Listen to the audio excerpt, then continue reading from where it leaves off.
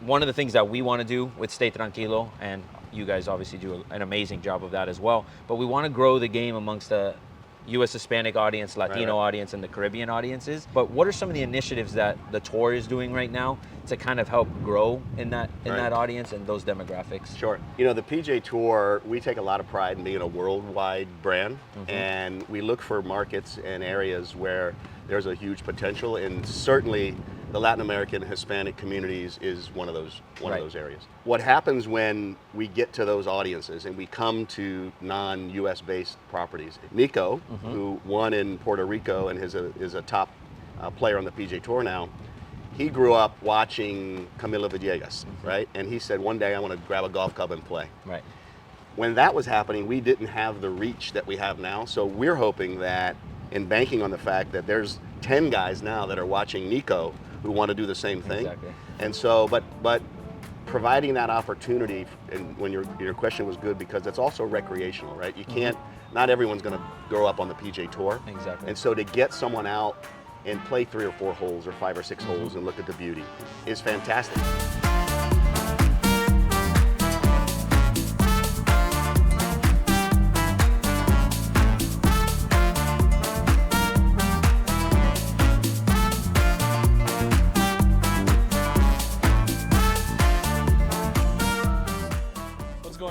It's Daniel, aka Pooch, taking a break from behind the camera to let you know that this episode is brought to you by BetterHelp, a completely online therapy service designed and suited to all your individual needs. Sometimes things at Stay Tranquilo can get a little stressful, and we've had our fair share of challenges that we have to get through. And the possibility of having a therapist in our corner can be that factor that gives us a drive, motivation, and determination to keep bringing our vision to life and sharing what we create with all of you. So if you think of therapists might bring you those same benefits, give BetterHelp a try. Just fill out a brief questionnaire on their website and get matched with a licensed therapist today. Learn to make time for what makes you happy with BetterHelp. Visit betterhelp.com/tranquilo to get 10% off your first month today. That's BetterHelp, HELP/tranquilo. And now let's get back to our regularly scheduled program. What's up, everybody? We are here at the Corrales Punta Cana Championship. We're here with John Norris, Senior Vice President of the Tournament Business Affairs. Yep. So thanks again for taking the time, and I mean, what a beautiful place to be and have this type of conversation here. My pleasure. This doesn't really feel like work right now, so it's pretty amazing location. Yeah, there's definitely worse places to be, I'd say. But first thing I wanted to ask you about was, can you tell us a little bit about what your role is on the tour and kind of what your job is, essentially? Sure. I oversee the tournament business group. And if you think of it from a golf and business standpoint, we have one group that is responsible for all the competition inside the ropes. And then another group, my group has 35 events that we're the business consultants for everything outside the ropes. So sales, marketing, business development, legal, finance, pretty much everything other than the competition. We work, our team works week in and week out with each tournament. So this week it's the group at Grupo Punta Cana, and we're their business consultants if they need help with ticketing or they need help with marketing, or how do I get a player to a certain location, all those types of things. So very cool. It's a pretty big responsibility, but amazing team week to week that's traveling on the road. A lot of moving parts and there are a lot of people obviously involved. How long have you been with the tour now? Almost 20 years. Wow. Yeah, so I've seen a big evolution. A lot has changed over the last 20 years. A lot of change. For sure. So can you tell us a little bit about the history of this tournament, right? Now it's been a few years now where it's been here at the Corrales Punta Cana location. Can you tell us about how that's kind of evolved in Punta Cana specifically? Sure. The first couple of years we were here, we're part of the Corn Ferry Tour. And we're always looking for opportunities to continue to grow our relationships with our sponsors and the communities. And we were so embraced by not just Grupo Punta Cana, but the whole region, that when an opportunity came to have it be a regular PGA Tour event, they jumped at that opportunity, as did we, because they're such amazing partners. And when you get to go to a location that has all the ingredients, they have a fantastic resort, which our players love, you know, rolling out of bed and getting to the first tee. Yeah. A very competitive and beautiful golf course, and world-class hospitality. It made for a perfect match. No, absolutely. I mean, the property itself is pristine. You got all these beautiful houses on the course. I haven't seen the hotel itself. There is a hotel on property as well? Yes, there's Okay. a Westin. Okay. That is probably, you could walk if you felt like getting a lot of exercise, but it's a 2-minute ride. Okay. And it's part of the resort, and they also have Tortuga Bay, which is a little further down, which is part of the property. And it's just amazing. Yeah, it really is. It is incredible. Can you tell us a little bit also, obviously RBC is going on the Yep. same week, right? That's a signature event now Right. in South Carolina. But what is the significance of having this event at, simultaneously with that going on? Obviously you have a lot of big names here, but the field here is actually pretty significant as Right. well. You got guys like Joel Damon, Nico Javeria, which Joel also won here as Right, well. right. You got Charlie Hoffman, Hogard, Yep. who just came off the Masters. So considering everything going on, it's still a pretty good field, the largest ever. I know you were Yep. mentioning that yesterday, Yep. and largest purse. So what really is the significance of Corrales Punta Cana? I think, yeah, if you talk about, we'll talk about the field in a second. I just watched Charlie Hoffman putt, and he just had his 500th PGA Tour start, which is pretty amazing, a couple weeks ago. He's at playing Valero. great golf right now. He is playing fantastic golf. He almost won the WM Phoenix Open. It's really hard and for him so there. you've got Billy Horschel, who won the FedEx Cup. You have Francesco Molinari, who won the Open Championship. And so I think it shows you the balance of power Yeah. and talent on the PGA Tour, that you can have 70 or so great players and then another 120 plus here. And it's still, there's so many great players. And the Masters is an event that has a different vibe than pretty much everything else. It gets people really excited about golf, and it just follows into the next 2 weeks where you've got 2 great PGA Tour events happening at the same time. And the stories that are created on this event, if you look back the last couple of years, they've gone on. You mentioned Nikolai. He finished second last year. Matt Wallace, who's injured, can't be here this year. Right. So he finished second. What does he do after that? He goes and makes the Ryder Cup team, the winning Ryder Cup team, unfortunately. He goes on and is on the first page of the leaderboard at the Masters. Yep. And it would have been very easy for him, and it's a tribute to this place, it would be very easy for him to say, you know what, I've had a tough stretch and I'm going to take a week off. But he's so passionate about golf and this property and what it did for him to launch his career that he said, nope, I'm gonna get on a plane and I'm gonna go play again. Yeah. So it's pretty neat. It is awesome. And we were having a conversation offline, and one of the things that we noticed was there was a couple guys that did withdraw from this tournament prior. And I was like, how can you withdraw from this place? This place is, obviously there's probably things that happen and life happens, right? But I mean, it is pristine out here and the course is impeccable. But that takes me actually to my next point. One of the things that we want to do with Stay Tranquilo, and you guys obviously do an amazing job of that as well, but we want to grow the game amongst the U.S. Hispanic audience, Latino audience, and the Caribbean audiences, not only just on the player side, but on the recreational side, getting more people to just be around the game of golf, right? You come out here, you see this, and you're going to gravitate to this, right? It's just beautiful. And then you appreciate the art of the game itself, and it's impeccable. But what are some of the initiatives that the tour is doing right now to kind of help grow in that audience and those demographics? Sure. The PGA Tour, we take a lot of pride in being a worldwide brand, and we look for markets and areas where there's a huge potential, and certainly the Latin American Hispanic communities is one of those areas. We have PGA Tour España, which is a complete social media in Spanish directed at our Spanish-speaking fans and wannabe fans.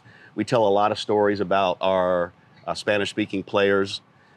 We have, for example, what happens when we get to those audiences and we come to non-US based properties is you have someone who watches someone from Latin America, or I'll use Colombia as an example. Right. So Nico, who won in Puerto Rico and is a top player on the PGA Tour now, he grew up watching Camilo Villegas, right? And he said, one day I want to grab a golf club and play. Right. When that was happening, we didn't have the reach that we have now. So we're hoping that, and banking on the fact that there's 10 guys now that are watching Nico who want to do the same thing. Exactly. And so, but providing that opportunity, and when your question was good, because it's also recreational, right? You can't, not everyone's going to grow up on the PGA Tour. Exactly. And so to get someone out and play 3 or 4 holes or 5 or 6 holes and look at the beauty is fantastic. And then you've got the developmental tours with PGA Tour Americas. And then, for example, our title sponsor of the Mexico Open, the Salinas family, they're sponsoring a program called ARA. And basically they're trying to get and provide opportunities for potential professionals they identify as really big talent. And they're trying to remove the obstacles of what it costs and how to do all that. And I think you're going to see, as a matter of fact, you had one of their players with the Aura hat at the Masters, which was pretty cool. That is cool. And I think it's going to exponentially grow as we pay more attention. And it's important to us, and it's the right thing to do. Yeah, no, it's a large demographic. Obviously, they represent a lot of different industries and a lot of different sports. Like when you're speaking about the marketing side of things, right? It's a growing demographic in the United States. Sure. It's the largest growing right now in the States.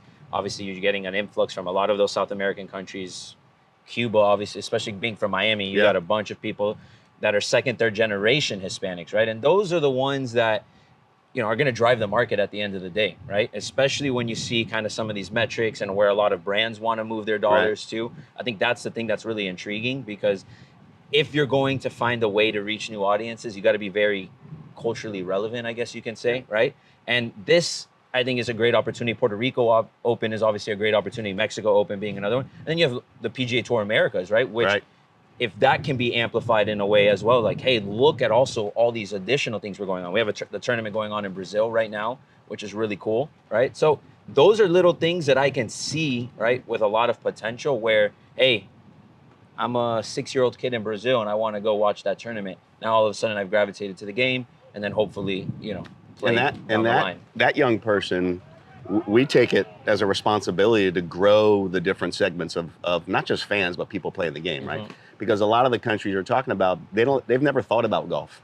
And now all of a sudden, it's become a more cool sport. The clothing, the shoes, the hats, the brands, and our stars are young and they're athletes, right? And so I think it's changing the whole dynamic of a young Hispanic kid saying, I want to play, whatever sport they're playing, whether it's soccer or baseball, or to say, you know what, that golf's pretty cool, and I have someone I can look up to, and it's really neat. And we have to do everything we can to tell that story. Absolutely. No, I agree. I think something I'm very passionate about, my grandparents are Cuban, so I've always kind of just gravitated to my culture, obviously, which it's weird because some people are not like that. Some people are almost like not proud to represent where they're from, which totally understand that too. But I've seen the gap in that space, and I'm like, you know what? I want to kind of take this on my own. I love golf. Yeah. Not the best golfer, but I love golf. That's fine. Same with me.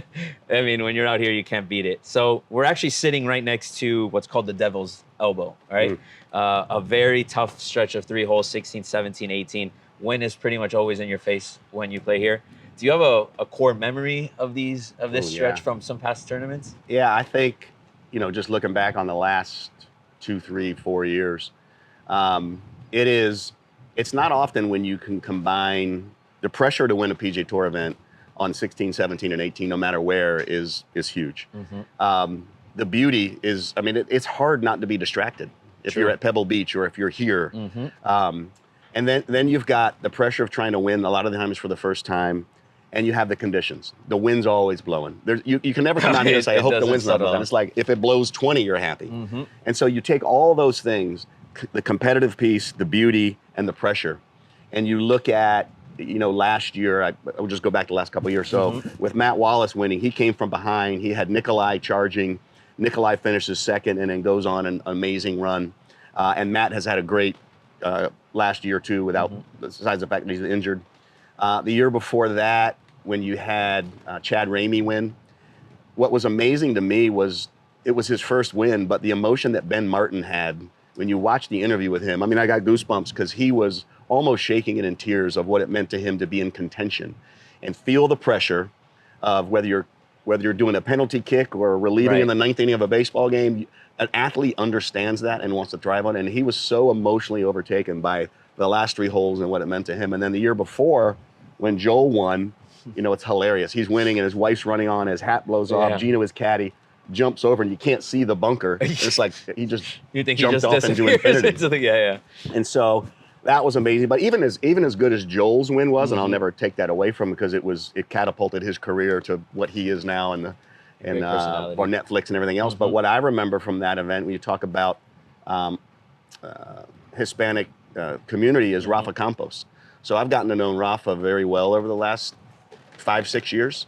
He's a player from Puerto Rico. And when he plays in the Puerto Rico Open, he's a superstar.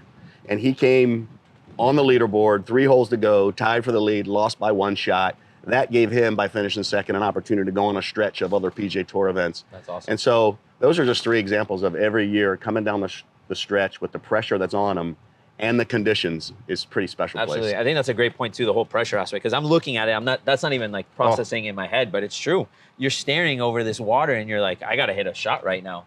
And sometimes you might be down a stroke and you might be have to be forced to be a little bit more aggressive, right? So that is a good point. Yeah. It looks beautiful, but when you're standing over that tee box, it may not feel so beautiful. And when, to your point, in perfect conditions, golf's hard enough. Exactly. But when Mother Nature decides, and someone says, oh, it's blowing 15 to 25. Well, 25 is a lot different than 15. Absolutely. And to your point, that shot that clears there ends up in the water or Exactly. not. And then so... Yeah, one miss it, and you have a little bit of spin on the ball, you're going right down. And you're that looking at cliff. double bogey out of the Absolutely. gate. So yeah, it's a pretty special stretch of holes. Yeah, definitely. Well, I appreciate the time. I think it's my it was pleasure. a great conversation. My pleasure. And again, I think there's not a better place to have this, and it's impressive what you guys have put together. Thank you. Corrales has done obviously an amazing job too putting this together, and we'll definitely be back. So Well, appreciate anything it. I can ever do, whether it's on a golf course or off, just feel free because we got the same goal in mind. Absolutely. Thank you. All right, my Appreciate it. pleasure.